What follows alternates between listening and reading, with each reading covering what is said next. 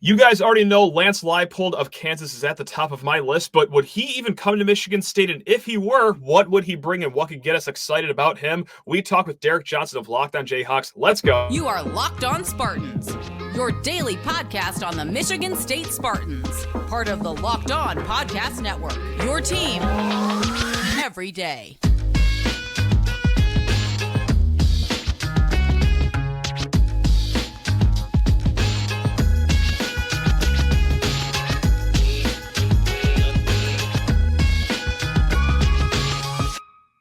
Today's episode is brought to you by PrizePicks. Go to prizepicks.com/lockedoncollege and use code LOCKEDONCollege for a first deposit match up to $100. It is daily fantasy sports made easy with PrizePicks. Spartan friends, Spartan family, Locked On Spartans listeners, thanks a ton for kicking off your weekend with us here at Locked On Spartans, your team in green and white 5 days a week. And we got a smattering of football and basketball games coming up this weekend. We'll preview them later on. But right now, the hot topic, coaching search. And one of the hottest names in this coaching search is out of Kansas, Lance Leipold. That's right, doing wonders for the Jayhawks program. And it's not going to be me just, blabbing on and on, up and down. No, we have Derek Johnson from the Locked On Network. And not just Locked On Network, but hey, Locked On Jayhawks. Derek, as a man that's not only enjoying football season, but also a basketball season, that makes one of us. How you doing over there, man? We doing okay? Yeah, things went a little differently for the two in the Champions Classic here, but I don't know. I still, worried for Michigan State. Wouldn't want to see them in the bracket come March. Thanks. No, I appreciate you saying that. I'll Venmo you some money for being so nice to us. Whatever. We'll get to the basketball later. We're going to talk some football right now. Lance Leipold, as my listeners know, very high in the top of my list for all the right reasons. What he is doing at Kansas is just majestic, really. But let's just get the biggest question out of the way first, Derek. Do you think Lance Leipold would leave Kansas to come up to Michigan State? Man, it's so hard to say because everything we've heard from Lance Leipold would indicate no, but we've seen other coaches before say things and then it doesn't mean it. So the side that is, he's staying at Kansas. Well, his son is a junior in high school. He's about to be a senior in high school next year. Kind of tough to move headed into your last year of high school. KU is taking care of him, and they just gave a contract extension to Bill Self that raised his money that maybe would allow them to raise Lance Leipold's money without, superseding what Bill Self is making. So we'll see if that happens. He just got the extension last year. The buyout isn't overly big, so that's something that's going the other way. But every time he gets asked about it, he kind of denies it. We haven't heard a straight out denial like I will not be taking the Michigan State job, but it's been everything besides that. And there was actually a week ago, he does his coach's show. It's called Hawk Talk here in Lawrence, and there was kind of a rumor floating around that he interviewed for the Michigan State job. And he was asked a question on the show. He said something about it. And he said, this coach's interview is the only interview I've done in the last 48 hours. And it's the only one that I will do. And I'm going to keep, I'm going to be here for a long time and all this stuff. And it turns out after the show, we found out that he actually asked the play-by-play announcer who hosts the show to ask him about the job so that he could deny it. So this wasn't just somebody asking him the question. This was him telling the guy, hey, can you please ask me about this so I can dispel any rumors? So those would all lead you to believe, that's not going to be the case. But then again, like I said, we've seen other coaches with that kind of happen in the past. And Bruce Feldman has been very locked in on Lance Leipold's coaching career, whether it's he has a great relationship with Lance Leipold or with his agent, because the guy who broke the news of Lance Leipold going from Mount Union to Buffalo was Bruce Feldman. The guy who broke the news of Lance Leipold going from Buffalo to Kansas was Bruce Feldman. And if you noticed, a lot of the reports that have come out from Bruce Feldman when The Athletic have mentioned Lance Leipold as a candidate here. Is that just a do me a favor as an agent, basically saying, hey, can you float my job here so my guy can get some more money and another contract extension? And Kansas right now is rebuilding a new stadium. Make sure that donations are coming in that way. Keep the pressure on the fan base to submit NIL funds, donations for the stadium, money for the assistant coaches and their coaching staff. Is it just that putting pressure? Or is it that Bruce Feldman knows something that he is willing to take one of these jobs? I think that's the ultimate question here. That's the fun little wrinkle in coaching searches, is just the PR chess game that we all like to play here. Now, let's stick to that contract right now, because ever since A&M just spent $76 million to pay Jimbo to never coach ever again, like buyouts these days don't seem like a lot of money anymore. Like, oh, a $12 million buyout. Psh, what? Oh, that's a poor person's buyout. Perfect. So, but when it does come to the contract, how much is Lance making right now, and how high do you think Kansas would go to keep him for a few more years? So it's like $5 million right now, and he was making about 2.75 last year. They gave him an extension, went to 5 a year up to 2029. Okay. I would not be surprised if they give him another extension this offseason that bumps up that money. And again, that goes back with the Bill Self stuff, because you're not going to have him making more money than Bill Self. As great as Lance Leipold has been, Bill Self's been doing it for 2 decades, and KU is a basketball school. So they had to make sure they gave Bill Self more money so that they could, if they do want to give Lance Leipold a raise here, then that would be the thing that happens there. But I'll be honest, like, and this just comes from being around Lance Leipold, whether it's at press conferences or, I don't know, just hearing things from other people around him. I don't think he cares that much himself about the money. I mean, obviously that's a big thing with the Big Ten money that they're going to be bringing in with Michigan State, with all the money coming in. I don't think he cares as much about it for him. Now, obviously, as a professional, whether you're a coach or player, you care about the respect factor that comes with it. Like, if you're the highest paid coach, like, that matters to you because it is almost a respective indicative of where you're at. What he cares more about with the money is the facilities, the assistant coaches being taken care of, and NIL, how those things are coming about. I think that's where it becomes interesting a little bit with the Michigan State stuff, because there was that NIL story from whatever it was a month or two ago that I'm sure you talked about, that with, I don't know, the kind of reneging of some of the NIL stuff. But sure. I don't know how that works out with some of the, the TV money. Obviously, it's going to be expanded TV money. That will help with paying coaches, paying assistant coaches with the facilities.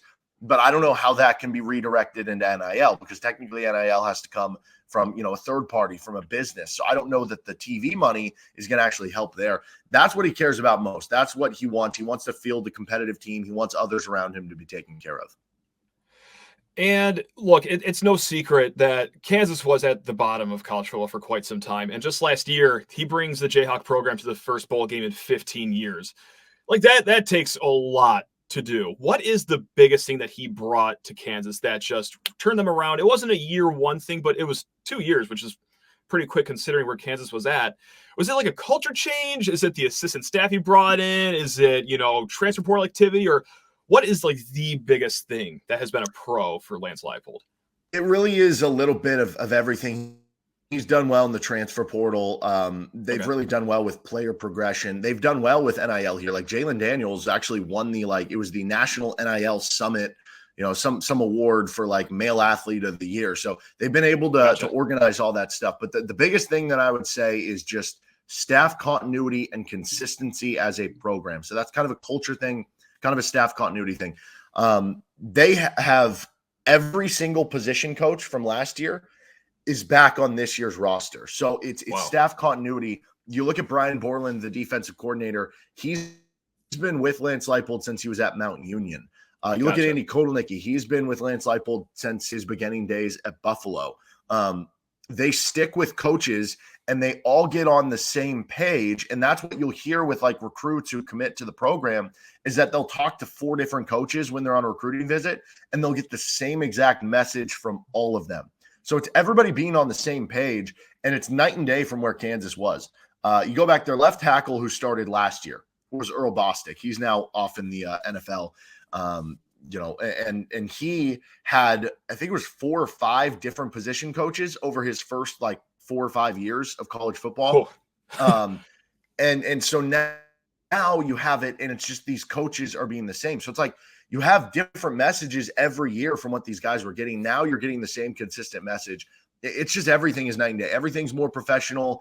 Everything is a little bit more, I don't know, put together and not worrying about the wrong things in some regards. Mm-hmm. It's just, and I think too, like the rule change about being able to go up on scholarships to 85 as opposed to being capped at 25, that helped Kansas too. There was a year in the David Beatty era, about 10 years ago, where they had less scholarship players than one of the FCS teams they were playing. So like that helped too. And being able to, use the transfer portal. So it is a little bit of everything, but yeah, this staff is just so consistent. They're good at developing, and they're just pros.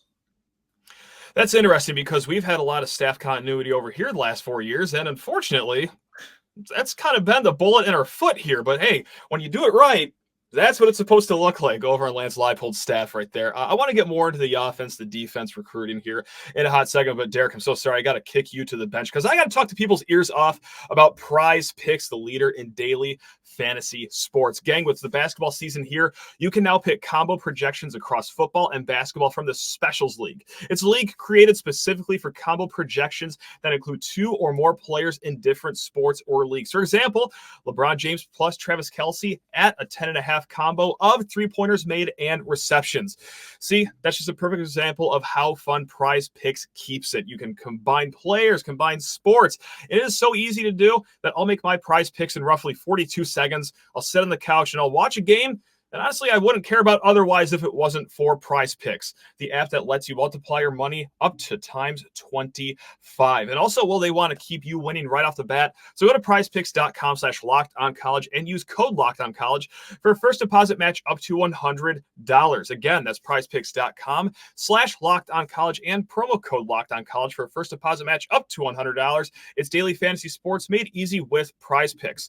Also, if you want to look your best at tailgates, next week's Ford Field game, the basketball season, a volleyball game, HomefieldApparel.com is where you need to be. You already know the drill with Homefield Apparel, guys. We've been talking up and down about Homefield for years at this point. They have the best vintage apparel for logos that you may or may never have seen before for your Michigan State Spartans or, hey, even your Kansas Jayhawks as well. They have well over 100 colleges in their database. When they have their Black Friday sale next week, I'm probably going to snipe a sweet Miami crew neck, actually. So they have logos. If you don't even root for them, they're so cool. You're going to want to get them anyway, and they will be the most comfortable pieces of clothing in your closet. So what are you waiting for, gang? Go to HomefieldApparel.com, smash in that promo code LOS23 for 15% off of your first order. Again, promo code LOS23 for 15% off at HomefieldApparel.com.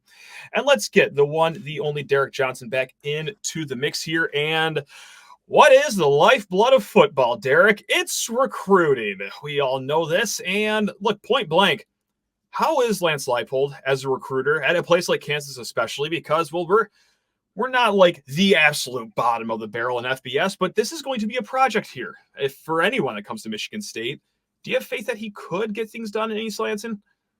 Yes. So he never recruited super highly ranked at Buffalo. And so the conversation when he came to Kansas was, well, it's just going to be a developmental thing. Like, who cares about the recruiting rankings? But what's happened here over the last 2 years is they've actually recruited some high-level players. And now it's like, oh, this could be really exciting if you combine that with some of their developmental stuff. So, like, they're bringing in 4 stars. They're bringing on 3 stars.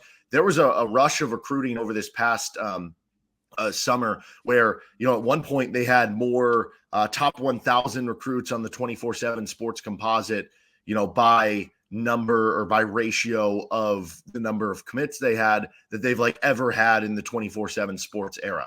So compared to Kansas standards, they're recruiting very well. And I think what really is interesting with the Michigan State job specifically is one of the pipelines they've actually developed is Detroit. And that's not just from a high school level. That's from a transfer portal level. They bring on Rich Miller, who's one of their starting linebackers. He's from the Detroit area. They bring in Kalen Gervin. He was obviously from Michigan State. They bring on Marvin Grant, who was at Purdue previously. He's from the Detroit area. He comes over. You look at the high school level, and Jameel Croft was, I don't know, arguably their top recruit in last year's recruiting class. He's from the Detroit area. Then you look at this upcoming recruiting class in 2024. KU has a 4-star quarterback in Isaiah Marshall. He's from the Detroit area. So, like, you look at it, and part of this goes back to with Chris Simpson, who's the linebackers coach and is from there. Jim Panagos, who's the defensive tackle coach. He has Big Ten ties. He was previously at Minnesota, and he has some ties into the area too. They've recruited the Detroit area and the Michigan area actually very well. They also, you know, Cornell Wheeler comes from a transfer from Michigan, who's one of their rotational linebackers. So, yes, I think he's actually surprised in how good he has been recruiting so far at Kansas. And because of some of the geographical stuff and how he does have ties in the Midwest, I think he would do just fine. What position group is he most hands-on with? Or I guess side of the ball too, like it could be the entire offense or defense, but is there a certain side that he takes under his wing and you've seen grow really rapidly over at Kansas? Honestly, not really. That goes back to the staff continuity and the trust he has in all the guys around him on the staff, that he really does. It's not like a micromanaging thing at all. He really lets everybody kind of do their thing. Now, obviously, he has to be the CEO and look over it and, make sure everything's coming together. But he really lets people thrive. So, yes, he's in on the conversations and he's doing this or that, and he'll help any of the assistants who are out there recruiting to their different areas. They also have established a nice little pipeline in kind of the Phoenix area too. And he's part of these conversations. He's part of the visits and he's part of everything. But at the end of the day, it's not like he's, grooming in the quarterback specifically. Like it's kind of just a team put together thing. And I think that's one thing that if hypothetically he were to take the job at another school like Michigan State, I think you would expect probably a lot of staff members to come over with him. Don't threaten me with a good time. That sounds delightful. So the listeners in the past, they understand that my tier is right now tier 1, Urban Meyer. That's the pie in the sky. We hit the Powerball dream right there. Tier 2 is the Lance Leipolds, Mike Elko, Jonathan Smith. There's probably nothing you can say that would bump him down to tier 3. The tier 3 is guys I could talk myself into. I don't need to talk myself into Lance Leipold. But with that said, is there any weakness that you see, or is there anything that you're not really cool with so far in his time at Kansas, or has it just been so great? It's like, no, this is across the board great. Yeah, I mean, it's hard to, Kansas has never won more than 3 games going back to 2009 until Lance Leipold took over. So you had, 13 years until last year when they won 4 games or more for the first time and then obviously made it to a bowl game. The amount of rapid progression they've had has been unbelievable. He's been fantastic. He is a pro. I don't know, for the people who are into analytics, for the people who are into being very aggressive on 4th down and some timeout stuff and game management stuff at the end, I feel like that's pretty natural for a lot of coaches. Some of that stuff leaves a little bit to be desired, but everything else is pretty much been kind of an A+ here. So it's kind of hard to say there. I think from a coaching perspective of if you're looking to hire someone who can be at the program for 15, 20 years, Leipold's probably not the guy. Now, I guess you really never know how long somebody is going to coach or how their health's going to hold up or how long they want to coach. But he's 59 years old. So if you hire him away, you're probably looking at him coaching. It could be 5 more years. It could be 8 more years. I don't know. It could be 3 more years. You never know how long somebody wants to coach. If you want to go into the mid-70s, maybe you do have 15 more years. But that would be the one thing if you were hiring him from elsewhere. But yeah, man, he's been unbelievable and been so fun to watch the turnaround of this KU football program. That's one thing that I talk about too that I can't help just to laugh about, like to myself, because we talk about his age too, 59, like, oh, he'd be here for like 5 years. He probably doesn't have a lot of time left. Meanwhile, I'm watching our basketball coach approach 70, and it looks like he wants to be there for another 20 years. So, like, who am I kidding? He could be here for quite some time. So, Derek, this was awesome, man. Really do appreciate the chat, all the info, the whole rundown. Anything else that you want to say? Do you want to beat your chest about basketball before you leave, or anything else you want to leave us with before you enjoy your weekend here? No, I'm certainly jealous though watching Tyson Walker. I remember when he was in the transfer portal a couple of years ago. And there was talk about like, oh, Kansas has a little bit of interest in him. Are they going to go out and get him? And I can't remember what happened if Kansas started divulging into trying to get somebody else or Michigan State just putting the full court. Whatever ended up happening, he ends up in Michigan State and he's killing it right now. Obviously, some of the results not quite there, but yeah. Thanks for leaving us with that glimmer of hope. That was very kind of you. But that's Derek Johnson. If you want more on Kansas, Locked on Jayhawks, just go check him out. Obviously, that was a great chat, and he's got more greatness over there at that podcast and YouTube channel as well. And gang, we're back in a hot second because, there's still a football game that we got to preview against Indiana. We'll touch on the Butler game on Friday, and then probably spend 12 seconds on Alcorn State as well. So keep it tuned. Now is time for your game changer of the week, brought to you by Athletic Brewing Company. Much like all of you viewers and listeners have changed the game. Truly, I mean that this is not been a fun stretch of weeks here, but you guys come through every single day, every single week. So you guys are the game changers here. Just like you guys, Athletic Brewing has completely changed the non-alcoholic beer game.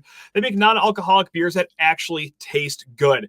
You've heard me talk up and down about Athletic Brewing Company the last few weeks. You already know that we've had Athletic Brewing in our fridge even before they became friends with the Locked On Podcast Network. And if you want to know why, well, just try an IPA for yourself. Try one of their porters for yourself. Try one of their pumpkin beers for yourself, 'tis this season. And you're going to find that they taste a lot better than a lot of craft beers that you already have. And the best part is, if you knock a few back, and if you're old and withered like I am, and just 2 beers kind of sidelines you the following morning, that was Athletic Brewing Company. That's right. Non-alcoholic beers, guys. You're going to wake up the next morning feeling like $1,000,000 because, well, Athletic Brewing Company is fit for all times. You can find Athletic Brewing's non-alcoholic brews at a store near you or buy online at athleticbrewing.com. First-time customers can use code LOCKDOWN and get 15% off of your first online order. That is code LOCKEDON at checkout for 15% off at athleticbrewing.com. Near beer, exclusions and conditions apply. It's Athletic Brewing Company, fit for all times. Yep, we got some games going on this week. We got that football game Saturday noon, Big Ten Network, and you are a sick puppy if you're going to be watching that game. Achoo! It's a terrible joke. I'm just going to move on and act like that never happened. But yeah, we'll be watching, all right. We'll be recapping here. 3-7 Indiana, 1-6 in Big Ten play. Take on your big bad Spartans, and let's just learn a little bit about this Indiana game before we go to the Butler basketball game and then Sunday's Alcorn State game really quick too. Indiana Hoosiers, they made a change at quarterback kind of near-ish the start of their season. Brendan Sorsby, redshirt freshman. If there's any positive light with Indiana, it's got to be Brendan Sorsby. 10 touchdowns, 2 interceptions in that stretch that he has been starting, but still has not amounted to any wins because, well, they really can't run the ball, guys. 3.15 yards per carry by Indiana. That is 6th worst amongst Power 5 teams across the country.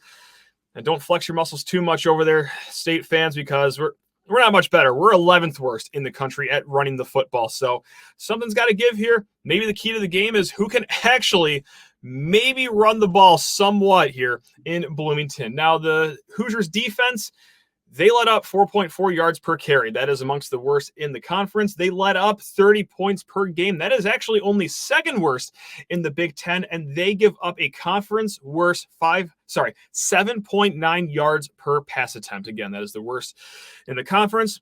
They can't stop the run. They can't stop the pass. They can pass a little bit, but they can't run the ball. So, why on earth is Michigan State 5-point underdogs hitting the road to Indiana? Well, quite bluntly, that's just how bad things have gotten this season. This is where we're at for Michigan State football. Woo, fun. But no, I mean, look, the injuries are piling up for Michigan State, and MSU isn't special. This is happening to a lot of teams across the country, but it is extra special for Michigan State. I mean, we are one cornerback injury away from Sparty starting at Ford Field next Friday. They might even draw a fan out of the stands to come play some nickel if things really get to that here. Also, Michigan State has been abysmal on the road, guys, in their 4 road games.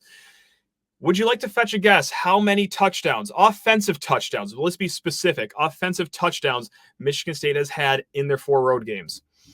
If you guessed 4, then go ahead and collect your winnings. And 3 of those came in one game against Rutgers when things were really fun for the first 3 quarters. And then the other one was by Sam Leavitt against Minnesota. And, well, thanks to the great management, the great organizational skills of this coaching staff, we will not be seeing Sam Leavitt. He has already decided to use his red shirt and used up all of his eligibility before then.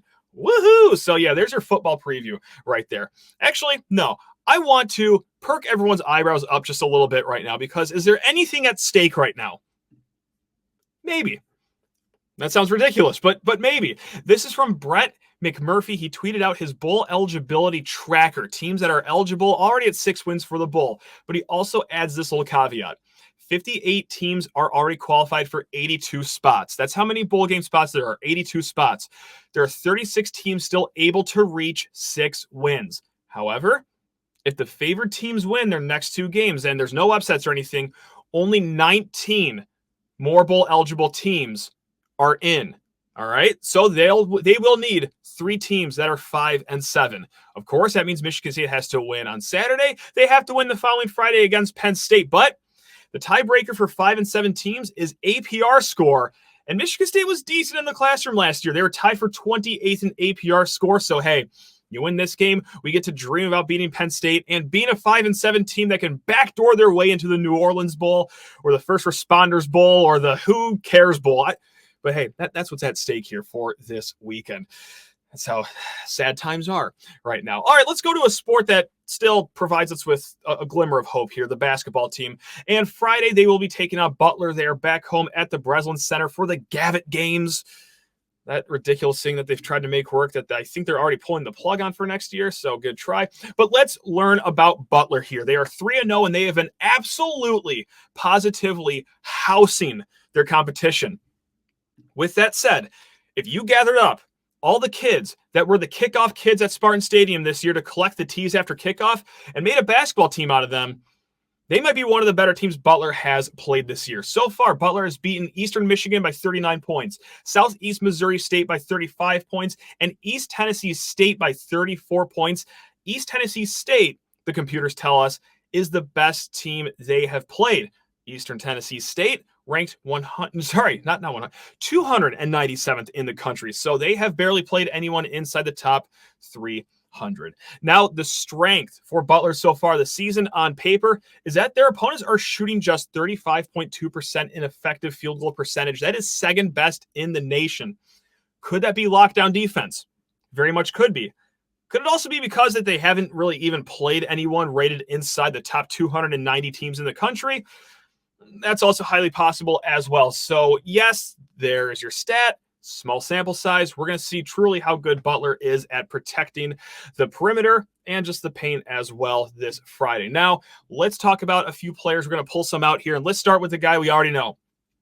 Pierre Brooks, transfer out of Michigan State here. He is starting for Butler. He has started every game this year, 25 minutes per game, and he is still kind of the same player. He just gets to do it a lot more for Butler. He's averaging 13 points on the season so far. However, taking him 11.3 shots per game to get there. He's shooting 29% from three, and he's taking nearly 6 3-pointers a game. So again, same player, just a greener light over there. And wish Pierre nothing but the best. I mean, I think a hard reset on his career is what he needed. He needed new scenery, and that's what he's getting at Butler. So hopefully it all works out for him.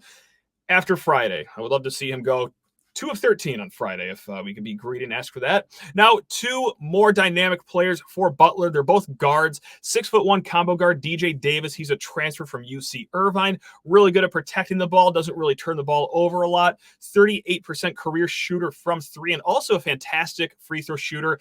88% career free throw shooter. So that's DJ Davis, 6'1" combo guard. And then also 5'11" guard Posh Alexander, transfer from St. John's.